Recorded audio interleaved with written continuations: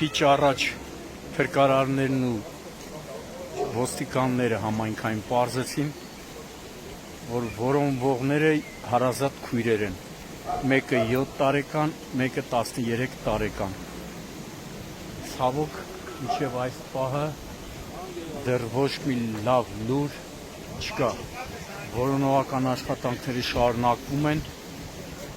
մեծ թվով տեսնում եք քաղաքացիներ են, փրկարարներ, պարեկներ, համայնքային ոստիկաններ, ընտանիքը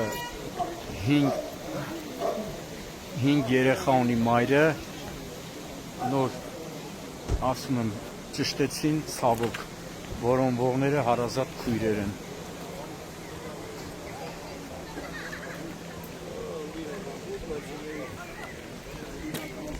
Այսինքն պարզով լալավ քույրեր են, էլի։